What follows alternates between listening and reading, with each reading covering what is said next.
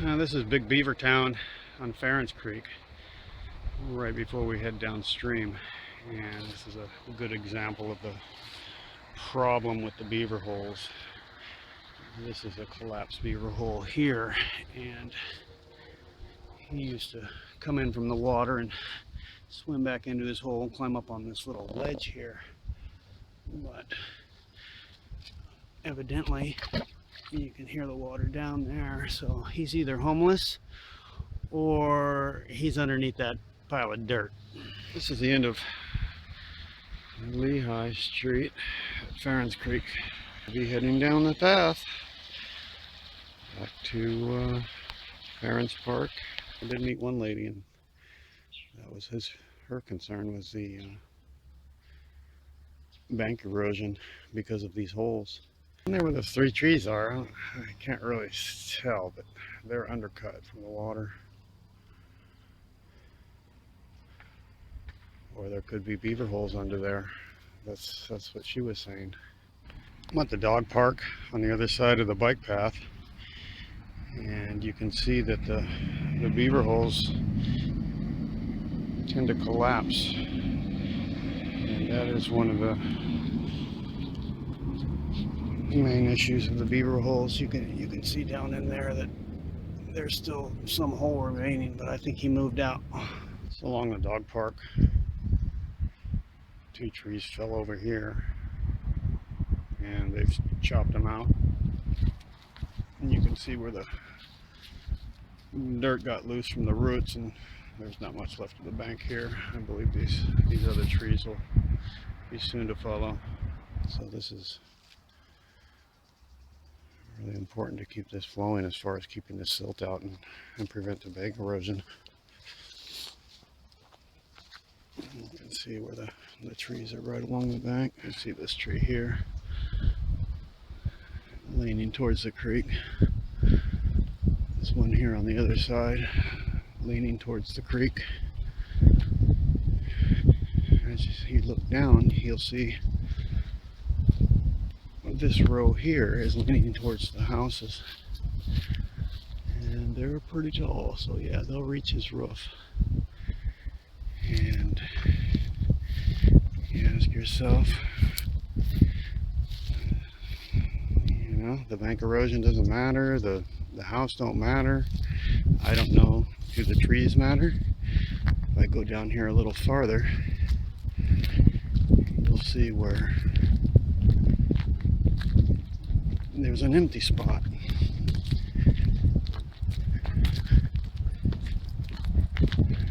And in the empty spot, you can see where there once was trees. One there that fell across, they chopped it out. One there that fell across, they chopped it out. There's one there leaning towards the creek. So, pretty much other ones leaning towards the houses. So you can't really tell which way they're gonna go. And I guess after all the trees are gone, we'll just have this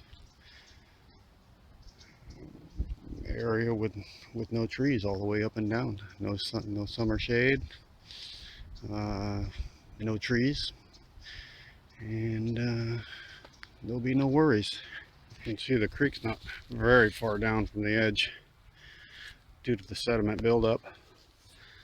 This tree over here, water has kind of just gone around it. It'll be out in the middle like that one earlier. Here you have one that's leaned over already. And they'll come through once it falls and chop it, eating on the roots of this one all the way down along the bank. There's a big giant one down there that they've cut after it fell due to no bank. What is the problem having beavers? No, there's no flow. Produces sediment buildup, raises the level. When it does rain, it widens the canal instead of digging down from no flow. Complete out of place in an urban environment. Beaver in the wild, great. Has natural predators, keep them in check, form wetlands. And there's the big one over there with that other one next to it that looks like it's out in the water now. You can see right here where this tree is just out there by itself pretty much now. This one's pretty crazy. I got a shot of it before, but not up close. You can see where the water is just coming right through here, exposing the roots. There must be a big root there, and you can see water down there on the other side of the big root, where it's just gonna eventually eat all the way around the tree. The corner of McKee and Black Rascal back route, and this is where we'll be heading from here down to Ference Park. You can see the Beaver Dam here and the congestion here on this side, the congestion here on this side. Can't even tell that it rained. It's pretty clear what the bank erosion does to the trees. We're still pretty close to the beaver area. The water hasn't had time to do anything. Just downstream from that last one, and you can see that that's a pretty good demonstration of bank erosion there. This one's leaned over. The one in the background already fell. You can see those tree roots over there getting undercut. We're getting far enough away from the beaver area that it's came through the middle a little bit, and then it just stops right here where the tules have just forced it around the side again where they've trimmed. Did you ask yourself, what is this guy's problem with the beavers? Well, I think it's everybody's problem, even the beavers if it comes to overpopulation. But you can see here all the sediment is built up, and over there where the bank used to be, it's completely undercut underneath these trees. And there's one here, there's one about to go, and there's one that went. We just passed another beaver area and the water slowed, and the creek is like this again. Gone around the middle with the trimmer. Does it keep the water in the channel? Yeah, I think it'll probably keep the water in the channel as far as the flood goes. But at the same time, as the water comes along the bank and adds more sediment and silt and widens the canal, does that compound the problem? But the water has been trying to go around the middle. That's been choked and run down the side over here.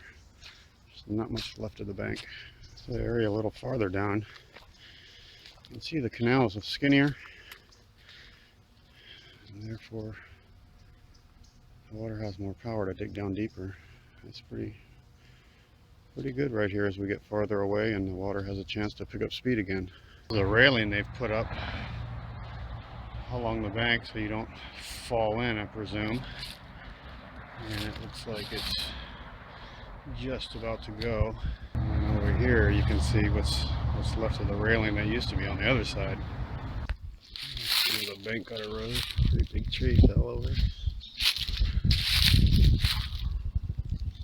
On the ground it wasn't for that other tree over there holding it up.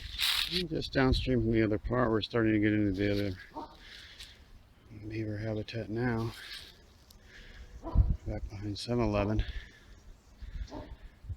at our street. And these are the last trees I'll show you. I'm just about at Ference Park, and that'll be it for Black Rascal Creek. Well, I've made it to Ference Park. This is where Ference Creek meets Black Rascal Creek. And as you can see, there's nothing moving, and the water will just continue on downstream, eating the bank along the way to the beaver dam of all beaver dams. That's the end of my urban beaver, friend or foe, part 2, collateral damage, and thank you for watching.